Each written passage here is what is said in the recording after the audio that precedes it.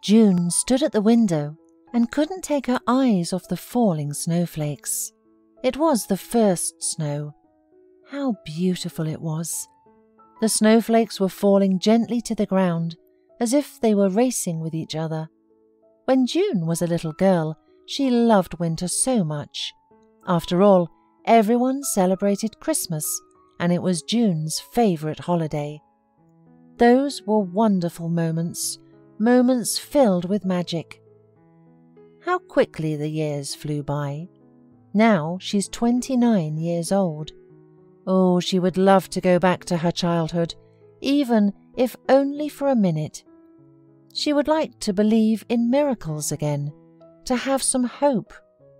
For a long time, she was not happy about anything, and she no longer believed in miracles.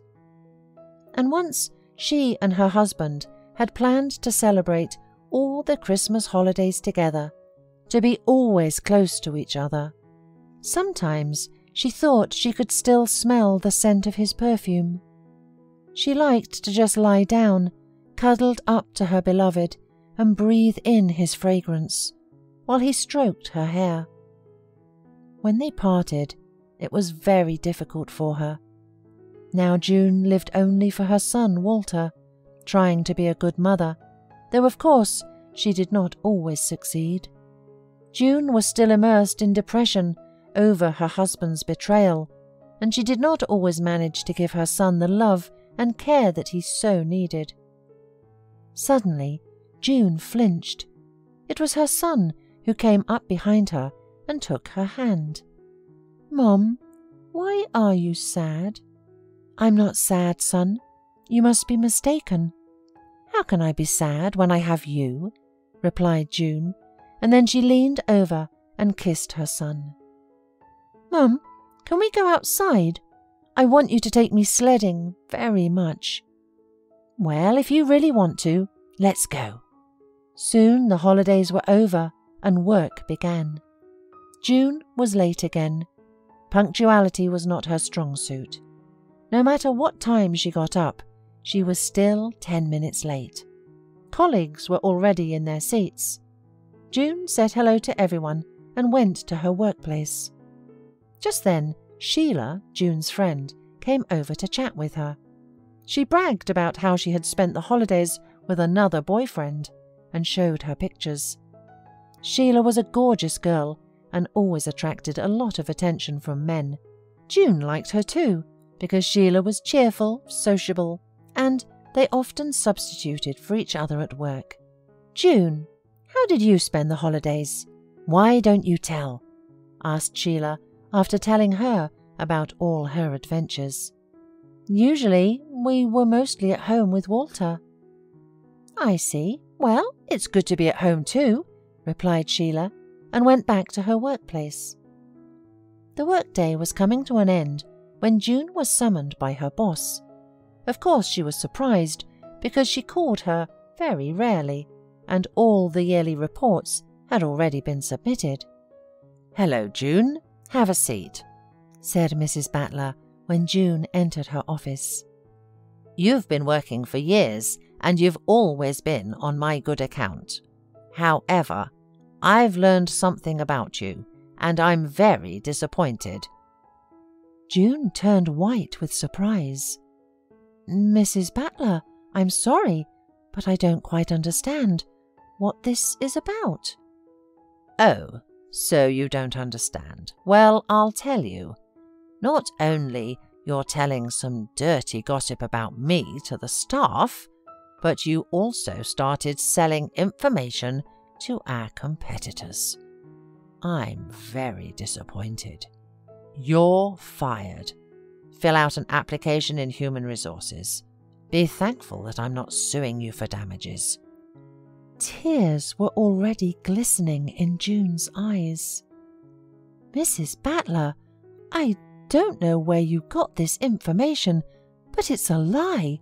I never discussed you with my colleagues, not to mention any bad gossip, and I have never sold any information to anyone. I have a child and credit. I need this job. Please, don't fire me." I told you all I wanted. Leave my office." June walked out of the office. Colleagues were already waiting for June to find out why she had been summoned. When she said she was dismissed, everyone was puzzled. Sheila hugged June and tried to comfort her. After an hour, June gathered her personal belongings, said goodbye to her colleagues, and left. Walking home, she was crushed. The tears flowed by themselves. "Why is everything like this? Why? I didn't do anything wrong." She was going through the park. Suddenly, a man in dirty clothes with a black eye came up to her and asked her for money. June was confused. She had just lost her job, but she didn't have the strength to explain it to him. She pulled out everything she had in her pocket and gave it to him. The man thanked her, said he would pay her back, and asked for her phone number. But June was immersed in her unhappy thoughts and answered that he did not need to return anything and went on her way. At home, she was crying all the evening because of the injustice of fate. With these anxious thoughts, she went to sleep. The next morning, June sat down at the computer and started to look for a job. There were no good vacancies, but June did not care. She had to find something, since she had a credit. She started sending out her resume and calling potential employers. 2 weeks went by. The woman still hadn't found a job.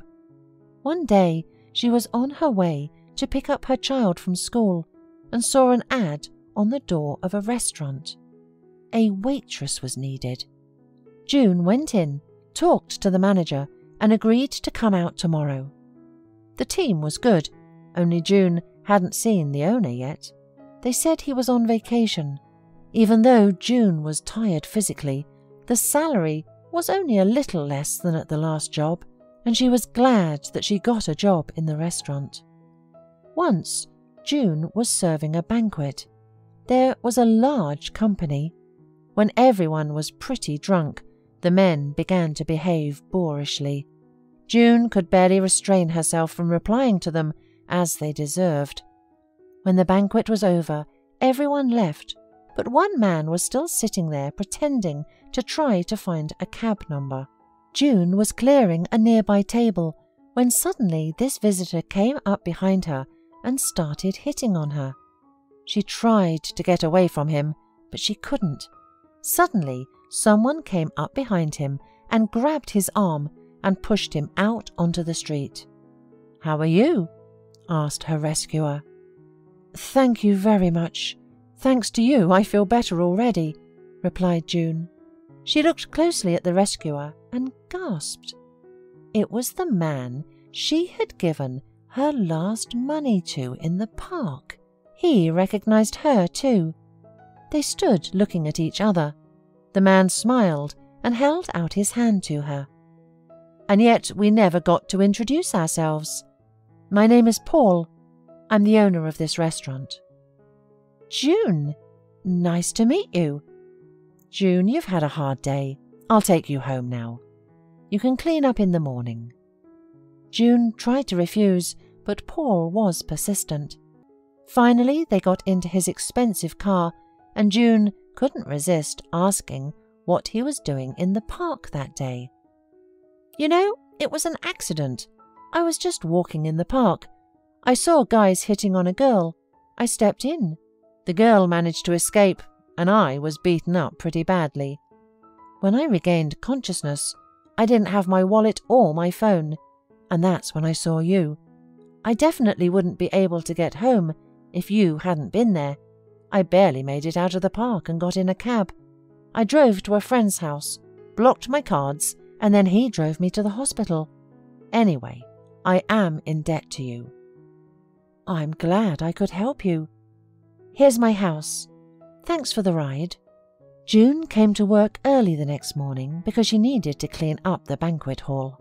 However, it was all cleaned up. the other waitresses were already whispering about yesterday.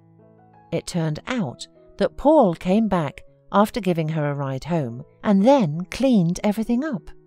In the evening, June got off work. It was snowing outside, sprinkling everything with a white carpet.